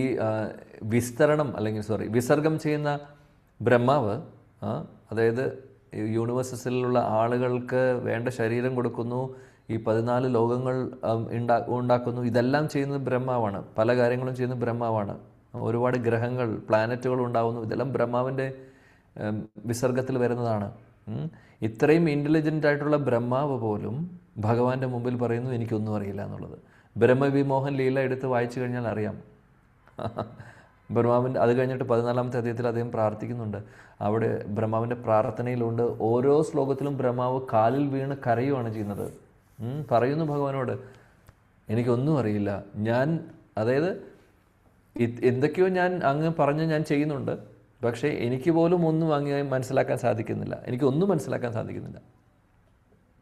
ചില ആളുകൾ പറയുന്നു അങ്ങേ മനസ്സിലാക്കുന്നുണ്ട് എന്നുള്ളത്, എനിക്ക് അങ്ങേ മനസ്സിലാക്കാൻ സാധിക്കുന്നില്ല എന്ന് ബ്രഹ്മാവ് പറയുന്നു. 78% ക്വാളിറ്റി ഉള്ള വ്യക്തി, ഭഗവാന്റെ ക്വാളിറ്റീസ് ഉള്ള വ്യക്തി. നമ്മളെവിടെ കിടക്കുന്നു? അല്ലെങ്കിൽ സാധാരണ ഒരു ശാസ്ത്രത്തിന് എവിടെ കിടക്കുന്നു? എന്താ അവർക്ക് മനസ്സിലാക്കാൻ സാധിക്കുന്നത്? അപ്പോൾ ഭഗവാന്റെ പൊസിഷൻ അതാണ്. അപ്പോൾ പ്രഭുപാദ് ഇതെല്ലാം നമ്മളെ ഓർമ്മിപ്പിക്കുന്നു. എന്നിട്ട് പറയുന്നു ഈ ഒരു കലിയുഗം എന്ന് പറഞ്ഞു കഴിഞ്ഞാൽ ആളുകളെ മിസ്ഗൈഡ് ചെയ്യുന്ന അവസ്ഥയാണല്ലേ. നമുക്കറിയാം, ആളുകൾ വഴിമാറി പോകുന്നു. സുമന്തമതയോ നമ്മൾ പഠിച്ചിട്ടുണ്ട്. വഴിമാറിപ്പോവാനുള്ള എല്ലാ സാധ്യതകളും ഉണ്ട്. എന്നാൽ ആരാണോ ഭഗവാനെ ശരണം പ്രാപിക്കുന്നത് അവർക്ക് രക്ഷയുണ്ട്, ഇല്ലെങ്കിൽ ഇവിടെ രക്ഷയില്ല, അനുഭവിക്കേണ്ടി വരും എന്നുള്ളത് ഓർമ്മിപ്പിക്കുന്നു. അപ്പോൾ അതെല്ലാം ലെസൺസ് ആണ്. ആക്ച്വലി എന്തുകൊണ്ട് നമ്മൾ ഇത്രയും ഡീറ്റെയിൽ ആയിട്ട് ഡിസ്കസ് ചെയ്യുന്നു എന്ന് വെച്ചാൽ, പ്രഭുപാദ് നമുക്ക് വേണമെങ്കിൽ ശ്ലോകം പറഞ്ഞ് മുന്നോട്ട് പോവാം, പക്ഷേ അതിൻ്റെ ഇടയിലും നമ്മളെ പല കാര്യങ്ങളും ഓർമ്മിപ്പിക്കുന്നുണ്ട്. റെപ്പിറ്റേഷനായിട്ട് ഒരു പക്ഷെ തോന്നുമായിരിക്കും, പക്ഷേ വീണ്ടും നമ്മളെ ഓർമ്മിപ്പിക്കുകയാണ് പല കാര്യങ്ങളും. ആ ട്രാക്കിലേക്ക് നമുക്ക് നിരന്തരം ഭഗവാനോട്, വ്യാസദേവനോട് എന്താണ് നാരദമുനി പറയുന്നത്? അനുവർത്തിക്കണം, റിപ്പീറ്റ് ചെയ്യാനാണ് പറഞ്ഞത്. ഭഗവാനെക്കുറിച്ചുള്ള കാര്യങ്ങൾ നീ വേണ്ട രീതിയിൽ റിപ്പീറ്റ് ചെയ്തിട്ടില്ല. ശരി, നീ പല സ്ഥലങ്ങളിലും പറഞ്ഞിട്ടുണ്ട്, പക്ഷെ വേണ്ട രീതിയിൽ അതിനെ പ്രാധാന്യം കൊടുത്ത് റിപ്പീറ്റ് ചെയ്തിട്ടില്ല. അപ്പോൾ റെപ്പിറ്റേഷൻ എന്ന് പറയുന്നത് വളരെ ഇമ്പോർട്ടൻ്റ് ആയിട്ടുള്ളൊരു കാര്യമാണ്. അപ്പോഴാണ് നമ്മളെപ്പോലുള്ള ബുദ്ധി കുറവുള്ള ആളുകളുടെ ചെവിയിലേക്ക് കയറുള്ളൂ. കേട്ട് കേട്ട് കേട്ട് കേട്ട് കേട്ട് തന്നെ വീണ്ടും കേട്ട് കേട്ട് അത്യാവശ്യമാണ്. അതുകൊണ്ട് പ്രഭുപാദ് നമ്മളെ വിടുന്നില്ല. ഓരോ ഭാവാർത്ഥത്തിലും പറ്റാവുന്ന എല്ലാ ലെസൺസും അദ്ദേഹം ഇൻക്ലൂഡ് ചെയ്തിട്ടുണ്ട്. സോ അതെല്ലാം ഇമ്പോർട്ടൻ്റ് ആയിട്ടുള്ളതെങ്കിലും ചർച്ച ചെയ്യേണ്ടതായിട്ടുള്ളതുണ്ട് നമുക്ക്. കാര്യം അങ്ങനെയാണ്. പ്രഭുപാദ് തന്നിട്ടുള്ളതിനെ നമ്മൾ ആക്സെപ്റ്റ് ചെയ്തുകൊണ്ട് നമ്മളത് ജീവിതത്തിൽ ഫോളോ ചെയ്യാനും നോക്കണം. ഭാഗവതം കേൾക്കുന്നതിൻ്റെയും വായിക്കുന്നതിൻ്റെയും പർപ്പസ് എന്താണ്? ഭഗവാനുമായിട്ട് കൂടുതൽ അടുക്കുക എന്നുള്ളതാണ്. അതാണ് നമ്മുടെ ലക്ഷ്യം, അല്ലാതെ വേറൊന്നുമല്ല. നമ്മുടെ ശുദ്ധീകരണം നടക്കുന്നു. എന്നാൽ ഇങ്ങനെയുള്ള ഇൻസ്ട്രക്ഷൻസും ഇങ്ങനെയുള്ള പ്രാക്ടിക്കലായിട്ടുള്ള കാര്യങ്ങളുമൊക്കെ നമ്മൾ ചെയ്യുമ്പോഴാണ് പരിവർത്തനം ഉണ്ടാവുള്ളൂ. കേട്ടതുകൊണ്ട് മാത്രം ആവുന്നില്ല. ശ്രവണം എന്ന് പറഞ്ഞു കഴിഞ്ഞാൽ ആ ശ്രവിച്ച കാര്യം ഉൾക്കൊണ്ട് അത് പ്രാവർത്തികമാക്കുമ്പോഴാണ് അതിന് എഫക്റ്റ് ഉള്ളൂ, അല്ലെങ്കിൽ എഫക്റ്റ് ഇല്ല.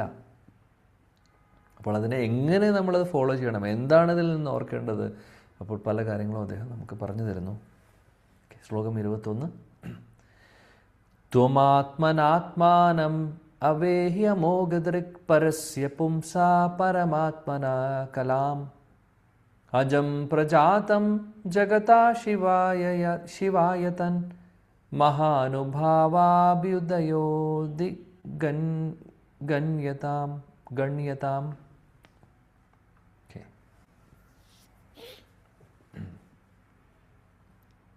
ലേഖ മാതാജി.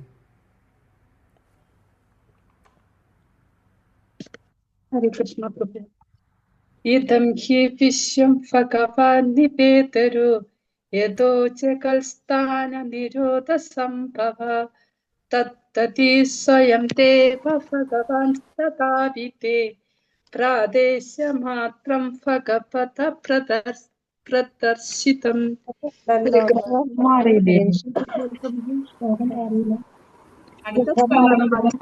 വായിച്ചത് ഹരേ കൃഷ്ണ. ആത്മന അവേഹ്യ മോഹദ്രേ പരസ്യ പുംസ പരമാത്മന കലാം അജം പ്രജാതം ജഗത ശിവായത തന്മഹാനുഭാവ അഭ്യുതയോ അധിഗണ്യതാം. ഹരേ കൃഷ്ണ. വിവർത്തന ശ്രീല പ്രഭാതർ കി ജയ്. അങ്ങയ്ക്ക് പരിപൂർണ ദൃഷ്ടിയാണുള്ളത്. ഭഗവാന്റെ പൂർണാംശമായി അവതരിക്കയാൽ അങ്ങയ്ക്ക് സ്വയം പരമദിവ്യോത്തമ പുരുഷനെ ഗ്രഹിക്കാൻ കഴിയുന്നു.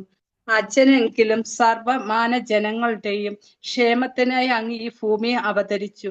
ആകയാൽ പരമദിവ്യോത്തമ പുരുഷനായ ശ്രീകൃഷ്ണ ഭഗവാന്റെ സർവ അതിശയവും അതീന്ദ്രിയവും ആജ്ഞാനപരവുമായ ലീലകളെ ദയവായി സുവ്യക്തമായും സവിസ്തരവുമായി വിശദീകരിച്ച് വർണ്ണിച്ചാൽ. ഹരേ കൃഷ്ണ പ്രഭുജി. Thank you. വ്യാസദേവനോട് നാരദമുനി പറയുന്നു, ഇൻസ്ട്രക്ഷൻ കൊടുക്കുവാണ്. ഭഗവാനെക്കുറിച്ച് വിസ്തരിച്ചാലും വ്യക്തമായിട്ട് സുവ്യക്തമായിട്ട് നല്ല രീതിയിൽ വളരെ ക്ലാരിറ്റിയോടുകൂടി വളരെ എക്സ്പ്ലെയിൻ ഡീറ്റെയിൽ ചെയ്തുകൊണ്ട് ഭഗവാനെക്കുറിച്ച് പറയൂ. കാര്യം നിനക്കേ സാധിക്കുകയുള്ളൂ. അമോഘദൃക് എന്ന് ഇവിടെ അഭിസംബോധന ചെയ്യുന്നു. ഇതിനു മുമ്പും വേറെ ശ്ലോകത്തിൽ നമ്മൾ കണ്ടു അമോഘദൃക്. അപ്പോൾ അതായത് അമോഘദൃക് എന്ന് പറഞ്ഞു കഴിഞ്ഞാൽ അതായത് നിൻ്റെ ദൃഷ്ടി അല്ലെങ്കിൽ നിൻ്റെ വീക്ഷണം വളരെ പെർഫെക്റ്റാണ്, നിനക്ക് സാധിക്കും. കാര്യം നിനക്ക് ഭഗവാനെ അറിയാം. മാത്രമല്ല ഭഗവാന്റെ ശക്തിയാവേശ അവതാരം കൂടിയാണ്. നീ അവതരിച്ചിട്ടുള്ളത് തന്നെ മറ്റുള്ള ആളുകളുടെ ക്ഷേമത്തിന് വേണ്ടിയിട്ടുള്ളതാണ്, എല്ലാവരുടെയും നന്മയ്ക്ക് വേണ്ടിയിട്ടുള്ളതാണ്. നന്മ ഉദ്ദേശിച്ചുകൊണ്ടാണ് നിൻ്റെ അവതാരം പോലും ഭഗവാന്റെ അല്ലെങ്കിൽ വ്യാസദേവൻ്റെ. ഇപ്പോൾ ഗുരു പറയുവാണ് ശിഷ്യനോട്, ഇവിടെ പ്രഭുപാദ് ഭാവത്തിൽ അതിനെക്കുറിച്ച് വിവരിക്കുന്നുണ്ട്. അപ്പോൾ പറയുന്നു വ്യാസദേവനോട്, അമോഘദൃക്, നിനക്ക് എല്ലാം അറിയാം, അങ്ങയ്ക്ക് സാധിക്കും, ഭഗവാന്റെ അംശമാണ്, എല്ലാവരുടെയും ക്ഷേമത്തിന് വേണ്ടിയിട്ടാണ് അങ്ങ് അവതരിച്ചിട്ടുള്ളത്. അതുകൊണ്ട് ദയവ് ചെയ്ത് വിസ്തരിച്ച് എഴുതും, അല്ലെങ്കിൽ വിസ്തരിച്ച് പറയും ഭഗവാനെക്കുറിച്ച്. ഭഗവാന്റെ ശക്തിയാവേശ അവതാരമാണ് ശ്രീല വ്യാസദേവൻ എന്നുള്ളത്. ഈ ലോകത്തുള്ള നമ്മളെപ്പോലുള്ള അതപരിച്ചിട്ടുള്ള ആളുകളുടെ ഇടയിലേക്ക് വ്യാസദേവൻ വന്നതുകൊണ്ട് മാത്രമാണ് നമുക്ക് ശ്രീമദ് ഭാഗവതവും ഭഗവത്ഗീതയും എല്ലാം കിട്ടിയിട്ടുള്ളത്. ഇല്ലെങ്കിൽ നമ്മുടെ അവസ്ഥ എന്തായിരിക്കും? ഇപ്പം നമ്മുടെ എല്ലാവരുടെയും ഒന്ന് ആലോചിച്ച് നോക്കുക. അദ്ദേഹത്തിൻ്റെ ഉള്ളിൽ ഇതെല്ലാം അദ്ദേഹം എന്തുകൊണ്ട് എഴുതി? ആരെങ്കിലും പറഞ്ഞിട്ടാണോ? അല്ലെങ്കിൽ നമ്മൾ ആരെങ്കിലും റിക്വസ്റ്റ് ചെയ്തിട്ടാണോ? അദ്ദേഹത്തിൻ്റെ മഹാകൃപ കൊണ്ട് അദ്ദേഹം ചെയ്യുന്നതാണ്. ആ അവതാരത്തിൻ്റെ ഉദ്ദേശം അതാണ്. ഭഗവാൻ വ്യാസദേവൻ്റെ അവതാരത്തിൻ്റെ ഉദ്ദേശം തന്നെ വേദങ്ങളും ശാസ്ത്രങ്ങളും ഭാഗവതമൊക്കെ എഴുതാൻ വേണ്ടിയിട്ടാണ്. പ്രഭുപാദ് ഭാവാർത്ഥത്തിൽ പറയുന്നു, വേറൊരു കാര്യം പറയുന്നത് എന്താണെന്ന് വെച്ചാൽ, ശ്രീപാദ് നാരദമുനി ഈ ഒരു ലീലയിൽ നമ്മൾ കാണുന്നു വ്യാസദേവൻ്റെ ഗുരുവായിട്ട്. എന്നാൽ വ്യാസദേവൻ ശരിക്കും പറയുകയാണെങ്കിൽ ഗുരുവിനെ ഡിപ്പെൻഡ് ചെയ്യേണ്ട ആവശ്യം വരുന്നില്ല എന്ന് പറയുന്നു. പ്രഭുപാദ് ഒരു പോയിന്റ് പറയുന്നതാണ് ഇവിടെ. അതായത് വ്യാസദേവൻ ശക്തിയാവേശ അവതാരമാണ്, നാരദമുനി പരിശുദ്ധ ഭക്തനാണ്. അപ്പോൾ സ്പിരിച്വൽ പൊസിഷൻ നോക്കുമ്പോൾ വ്യാസദേവനാണ് നാരദമുനിയേക്കാൾ മുകളിലുള്ളത്. കാര്യം അദ്ദേഹം ശക്തിയാവേശ അവതാരമാണ്. ശക്തിയാവേശം നാരദമുനിയും പറയുന്നു. പക്ഷേ അദ്ദേഹം ഭക്തി, അതായത് സാധനസിദ്ധ ഭക്തനാണ്. അദ്ദേഹം സാധന ചെയ്ത് പെർഫെക്ഷനായി നേടിയിട്ടുള്ള വ്യക്തിയാണ്. വ്യാസദേവൻ അങ്ങനെയല്ല, ഡയറക്റ്റ് ശക്തിയാവേശ അവതാരമാണ്. അപ്പോൾ ഒരു ഗുരുവിൻ്റെ ആവശ്യം വ്യാസദേവന് ആക്ച്വലി ഇല്ല. പ്രഭുപാദ് ഒരു പോയിന്റ് പറയുന്നതാണ്. എന്നാൽ വ്യാസദേവൻ ഈ ഒരു ലീലയിൽ, അല്ലെങ്കിൽ ഈ ഒരു ലീലയിൽ നമ്മൾ കാണുന്നു നാരദമുനി അദ്ദേഹത്തിൻ്റെ ഗുരുസ്ഥാനത്ത് നിന്നുകൊണ്ട് അദ്ദേഹത്തെ നിർദ്ദേശിക്കുന്നു, ഉപദേശം കൊടുക്കുന്നു ഒക്കെ.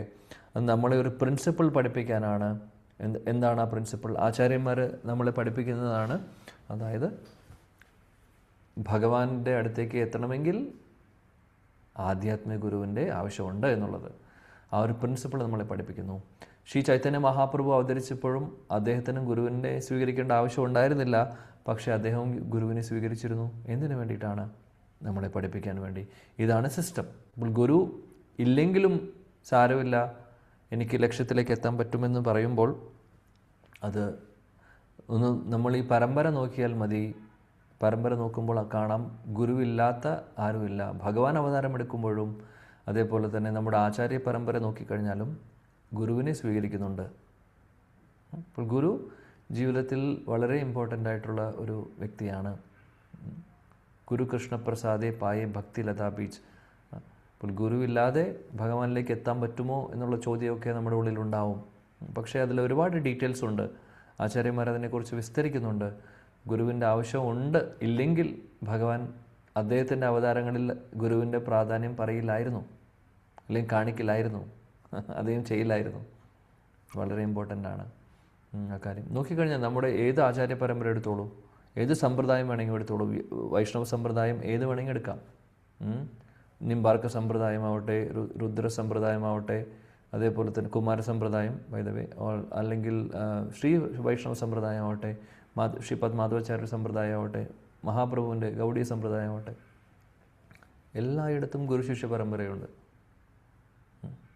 അതാണ്. അപ്പോൾ അത് ഒത്തൻറ്റിക് ആയിട്ടുള്ള കാര്യമാണ്. ബ്രഹ്മാവിൽ നിന്ന് വരുന്നതും ശ്രീ അല്ലെങ്കിൽ ലക്ഷ്മി ദേവിയിൽ നിന്ന് വരുന്നതും മഹാദേവനിൽ നിന്ന് വരുന്നതും കുമാരന്മാരിൽ നിന്ന് വരുന്നതും ആ ഗുരുശിഷ്യ പരമ്പരയാണ് കാണുന്നത്.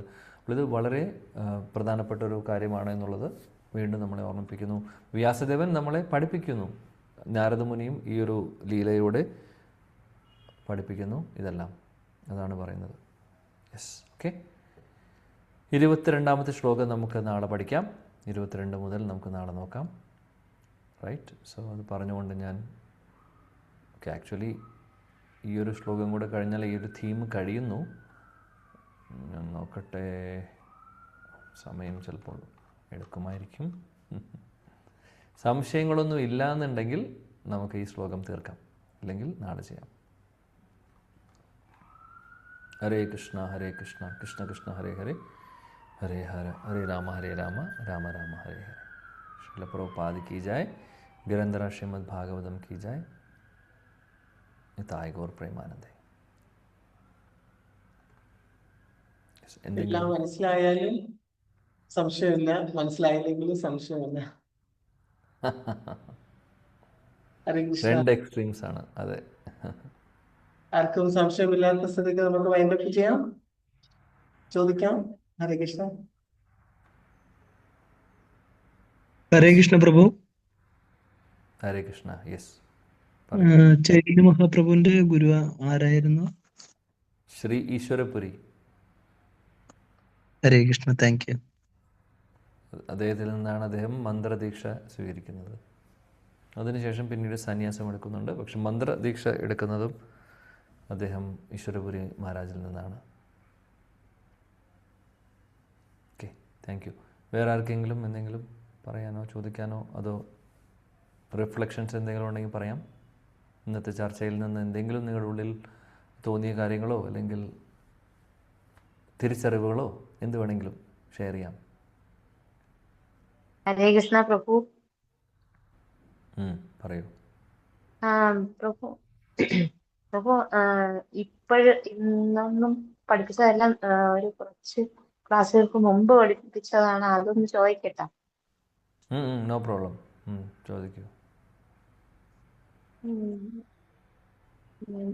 ബലരാമസ്വാമി കയറി ചെന്നപ്പോഴത്തേക്ക് ഒരു രാജാവ് അത്ര ബഹുമാനിച്ചില്ല എന്ന് പറഞ്ഞ് ഭയങ്കര ആ രാജാവിന് ഒരുപാട് എല്ലാം അറിയാം എന്നുള്ള ആ ഒരു രീതിയിൽ പാവമായിരുന്നു. അത് ഏത് രാജാവാണ്? രാജാവല്ല, ആക്ച്വലി അത് സൂത ഗോസ്വാമിയുടെ അച്ഛനാണ്, രോമഹർഷൻ. രോമഹർഷൻ രാജാവാണെന്ന് നമ്മൾ പറഞ്ഞിട്ടില്ല. നമ്മൾ പറഞ്ഞത് അദ്ദേഹത്തെ വേദങ്ങൾ ഡിവൈഡ് ചെയ്യുന്ന കൂട്ടത്തിൽ വ്യാസദേവൻ ഓരോ വരിഷ്ഠരായിട്ടുള്ള ഋഷിവര്യന്മാരെ ഏൽപ്പിച്ചു. അതിലെ ഒരു വ്യക്തിയാണ് ഇദ്ദേഹം, രോമഹർഷൻ. അദ്ദേഹത്തെ പുരാണങ്ങളാണ് ഏൽപ്പിക്കുന്നത്. അദ്ദേഹം വലിയൊരു വ്യക്തിയായിരുന്നു, വലിയൊരു പണ്ഡിതനാണ്, വലിയൊരു വ്യാസദേവൻ നേരിട്ട് പുരാണങ്ങൾ അദ്ദേഹത്തിനെ ഏൽപ്പിക്കുകയാണ് ചെയ്യുന്നത്. അപ്പോൾ അത്രമാത്രം വലിയൊരു പൊസിഷനായിരുന്നു അദ്ദേഹത്തിനുണ്ടായിരുന്നത്. സൂത ഗോസ്വാമിയുടെ അച്ഛനാണ് അദ്ദേഹം, രാജാവല്ല. ഓക്കെ, ഹരേ കൃഷ്ണ. ഹരേ കൃഷ്ണ പ്രഭു. പ്രണാമം പ്രഭുജി. പറയൂ. ഹരേ പ്രണാമം. കഴിഞ്ഞ ക്ലാസ്സില് പ്രഭുജി നമ്മുടെ ഭാഗവതത്തിന്റെ ഇങ്ങനെ ഒരു 500 വർഷം മുമ്പ് പ്രഭു ചൈതന്യ മഹാപ്രഭു വന്നതിന് ശേഷമാണ് ഇത്രയും സുലഭമാക്കി തന്നത് ഭാഗവതം എല്ലാവർക്കുമായിട്ട്. അപ്പം പിന്നെ അതിനെക്കുറിച്ച് പ്രഭുജി പറഞ്ഞിരുന്നു. അതിന് മുൻപും ഭാഗവതം 5000 വർഷം മുന്നേ ഉണ്ടായി, ഇത്ര വർഷവും ഉണ്ടായിരുന്നു, ആർക്കും സുലഭമായിട്ട് കിട്ടിയിരുന്നില്ല എന്ന് പ്രഭുജി പറഞ്ഞിരുന്നല്ലോ. അപ്പോൾ എനിക്ക് തോന്നിയത് എന്താന്ന് പറഞ്ഞാൽ, ഭഗവാൻ തന്നെ പറഞ്ഞിട്ടുണ്ടായിരുന്നില്ലേ എപ്പോഴാണ് ധർമ്മം, ഭഗവാൻ ഭാഗവതം സ്വയം ഭഗവാൻ എന്നാണല്ലോ നമുക്ക് പറഞ്ഞു തന്നത്. അപ്പോൾ എപ്പോഴാണോ ധർമ്മം നശിക്കുന്നത് അല്ലെങ്കിൽ ധർമ്മത്തിന് ഹാനി സംഭവിക്കുന്നത്, അപ്പോൾ ഭഗവാൻ സ്വയം അവതരിക്കുമെന്ന് നമുക്ക് പറഞ്ഞു തന്നിട്ടുണ്ടല്ലോ, അറിയാമല്ലോ. അപ്പോൾ എനിക്ക് ചോദിക്കാനുള്ളത്, എനിക്ക് മനസ്സിൽ തോന്നിയതാണ്. അപ്പോൾ ആ ഭാഗവതം എല്ലാവർക്കും കൊടുക്കപ്പെട്ടില്ല, കുറേ പേര് എന്ന് പറഞ്ഞാൽ എല്ലാവരും ഉൾപ്പെടുന്ന ഒരു സമൂഹത്തിന് അത് മറയ്ക്കപ്പെട്ടു ഒരു പരിധി വരെ. ഭാഗവതമായാലും എല്ലാം അറിയാമല്ലോ, എല്ലാം ചരിത്രം. അതിനെല്ലാം തട്ടി മാറ്റി ഒരു കൊടുങ്കാറ്റ് പോലെയാണ് ചൈതന്യ മഹാപ്രഭു വന്ന് ഭാരതത്തിലുടനീളം സങ്കീർത്തന യജ്ഞത്തിലൂടെ ഭാഗവതവും ഭഗവത്ഗീതയും ഭഗവാനെയും ജാതി മതഭേദമല്ലേ എല്ലാവർക്കും സുലഭമാക്കി തന്നത്. അതിന്റെ പരമ്പരയിലൂടെയാണ് നമ്മൾ ഇന്നിവിടെ ഇരുന്ന് ഈ ഭാഗവതം ശ്രവിക്കാനെല്ലാം കാരണക്കാരൻ അദ്ദേഹമാണ്. അപ്പൊ ഭഗവാൻ തന്നെയാണ് ആ താഴ്ന്നു പോയ ആ ധർമ്മം കുറഞ്ഞു പോയപ്പോൾ അതിനെ ഉയർത്തിക്കൊണ്ടുവന്നു ചൈതന്യ മഹാപ്രഭുവായിട്ട്. അങ്ങനെ ഒരു ചിന്ത എനിക്ക് വന്നത് ഷെയർ ചെയ്യാം. തീർച്ചയായിട്ടും കറക്റ്റായിട്ടുള്ള ചിന്തയാണ്. തീർച്ചയായിട്ടും അത് തന്നെയാണ് സംഭവിച്ചത്. അതുകൊണ്ടാണ് പറയുന്നത് യഥാ യഥാഹി ധർമ്മസ്യ ഗ്ലാനിർഭവതി ഭാരത. ഭഗവാൻ പറയുന്നുണ്ട്, ധർമ്മം എപ്പോഴാണോ ചെറിയൊരു ഗ്ലാനി സംഭവിക്കുന്നത്, ആവശ്യം വരുമ്പോൾ ഭഗവാൻ അവതാരം എടുക്കും. മഹാപ്രഭുവിൻ്റെ അവതാരത്തിന് ഒരുപാട് ഉദ്ദേശങ്ങളുണ്ടായിരുന്നു. എന്നാൽ ഇതും ഒരു ഉദ്ദേശം തന്നെയായിരുന്നു, ഹരിനാമം എല്ലാവരിലേക്ക് എത്തിക്കുക എന്നുള്ളത്. അപ്പോൾ അവിടെ ആവശ്യമായിരുന്നു കലിയുഗത്തിൻ്റെ തുടക്കത്തിൽ തന്നെ ആളുകൾക്ക് ഇത് പറഞ്ഞു കൊടുക്കണം എന്നുള്ളത്. അപ്പോൾ അതുകൊണ്ടാണ് അദ്ദേഹം കുറച്ച് വർഷങ്ങൾ മുമ്പ്, 500 വർഷങ്ങൾ മുമ്പ് അവതരിച്ചതും നമ്മളിലേക്ക് ഇതെത്തിച്ചതും. അതുകൊണ്ടാണ് നമ്മൾ അദ്ദേഹത്തിൻ്റെ മഹാകൃപയുടെ പാത്രങ്ങളായി നമ്മൾ ഇവിടെ ഇരിക്കുന്നത്. ഇനിയും ഒരുപാട് പറയുന്നു മഹാപ്രഭുവിൻ്റെ അവതാരത്തിന് ശേഷം 10,000 വർഷമേ ഉള്ളൂ ഇത് ഈ ഗോൾഡൻ ടൈം ഉണ്ടാവുന്നതെന്ന് പറയുന്നത്, സുവർണകാലം. അതിനുശേഷം വീണ്ടും ഗ്ലാനി സംഭവിക്കും. അതിനുശേഷം എന്ത് സംഭവിക്കും, ഏത് ലെവലിലേക്ക് പോകുന്നുള്ളത് അറിയില്ല. അപ്പോൾ ആചാര്യന്മാർ പറയുന്നുണ്ട് ഈ ഒരു സമയം നമ്മൾ പാഴാക്കരുത് എന്നുള്ളത്. മഹാപ്രഭുവിൻ്റെ ആ ഒരു അദ്ദേഹത്തിൻ്റെ അവതാരത്തിൻ്റെ ആ ഒരു ശക്തി ഉള്ള സമയം നമ്മൾ യൂട്ടിലൈസ് ചെയ്തുകൊണ്ട് ഇവിടെ നിന്ന് രക്ഷപ്പെടാൻ നോക്കണം. ഇല്ലെങ്കിൽ ഇവിടുത്തെ കലിയുഗത്തിലെ അവസ്ഥ എന്തായിരിക്കുമെന്ന് അറിയില്ല. ഭഗവാൻ ഇനി അവതാരം എടുക്കുമായിരിക്കും, നമുക്കതൊന്നും പറയാൻ പറ്റില്ല. പക്ഷെ എന്നാലും ബ്രഹ്മാവിൻ്റെ ഒരു ദിവസത്തിൽ ഒരു പ്രാവശ്യം മഹാപ്രഭു അവതരിക്കുന്നുള്ളൂ. ബ്രഹ്മാവിൻ്റെ ഒരു ദിവസത്തിൽ ഒരു പ്രാവശ്യമേ കൃഷ്ണനും അവതരിക്കുന്നുള്ളൂ, നമ്മുടെ ശ്യാമസുന്ദര കൃഷ്ണൻ. അപ്പോൾ ആ ഒരു സംഭവം നടന്നത് ഈ അടുത്താണ്. അപ്പോൾ ഇനി അടുത്ത ബ്രഹ്മാവിൻ്റെ ദിവസം വരെ സംഭവിക്കാൻ പോകുന്നില്ല, അത് ഓർക്കണം. അപ്പോൾ എത്രമാത്രം ഭാഗ്യം ചെയ്തിട്ടുണ്ട് നമ്മൾ ഓരോരുത്തരും. വളരെ ക്ലോസ് ആണ്. 500 വർഷമായിട്ടുള്ള മഹാപ്രഭു വന്നിട്ട് 5000 വർഷമോ ഭഗവാൻ വന്നു.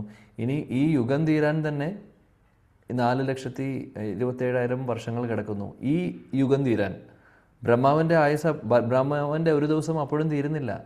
ബ്രഹ്മാവിൻ്റെ ഒരു ദിവസം എന്ന് പറഞ്ഞാൽ കാലയളവ് എത്രയാണെന്ന് നമുക്കറിയാലോ. ഈ 4 യുഗങ്ങൾ 1000 പ്രാവശ്യം കറങ്ങി കഴിഞ്ഞാലാണ് സംഭവിക്കുന്നത്. നമ്മൾ പറയുന്നത് 4,27,000 വർഷങ്ങൾ പറയുന്നത് ഈ ഒരു യുഗം പാസ് ചെയ്യണം. അതേപോലെ 1000 വർഷം കറങ്ങുമ്പോഴാണ് ബ്രഹ്മാവിൻ്റെ ഒരു ദിവസം മാറുന്നത്. അപ്പോൾ എപ്പോഴാണ് ഇനി അവതരിക്കുക ഭഗവാൻ നമുക്കറിയില്ല. അത്രമാത്രം കാലയളവുണ്ട്. അതുകൊണ്ട് സമയമില്ല നമ്മുടെ കയ്യിൽ. ഈ ഒരു മഹാസൗഭാഗ്യം മനസ്സിലാക്കിക്കൊണ്ട് അതിനെ നല്ല രീതിയിൽ ഉൾക്കൊണ്ട് സ്വീകരിച്ച് മുന്നോട്ട് പോയില്ലെങ്കിൽ നമ്മൾ നഷ്ടപ്പെടും, ഇതെല്ലാം നഷ്ടപ്പെടും നമ്മളിൽ നിന്ന്. Hare Krishna. Thank you Geeta Mataji share ചെയ്തതിൽ.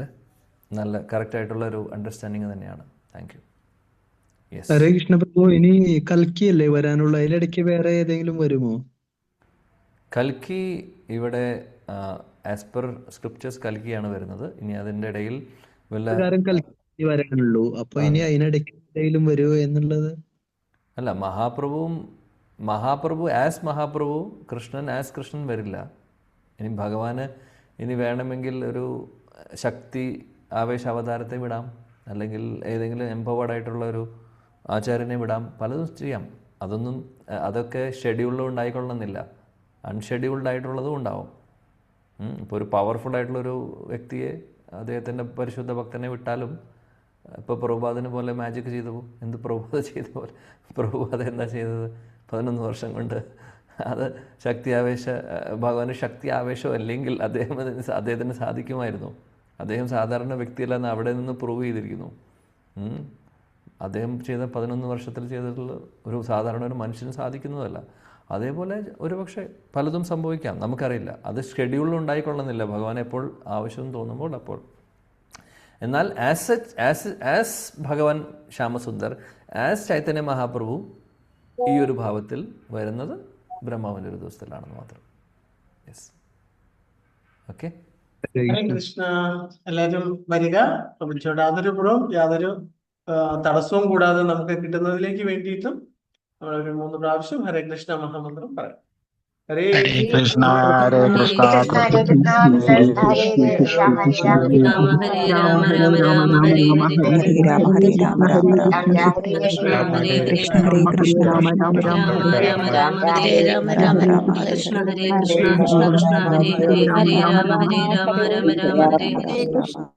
ഹരേ കൃഷ്ണ. നാളെ ഇതേ സമയത്ത് വീണ്ടും നമുക്ക് കണ്ടുമുട്ടാം. പഞ്ചകൽപതരുഭ്യശ്ച കൃപാ സിന്ധുഭ്യശ്ച പതിതാനാം കോടി വൈശ്വവൃന്ദയ്ക്ക് ഹരിനാമ സംഗീതത്തിന് ഹരേ കൃഷ്ണ മഹാമന്ത്രിക്ക് ശ്രീല പ്രഭുപാദയ്ക്ക് ജയ്. ശ്രീ അനന്ത പത്മനാഭ സ്വാമിക്ക് ജയ്. ഹരേ കൃഷ്ണ പ്രഭു. ഹരേ കൃഷ്ണ. ഹരേ കൃഷ്ണ, താങ്ക് യു, നന്ദി പറയുന്നു.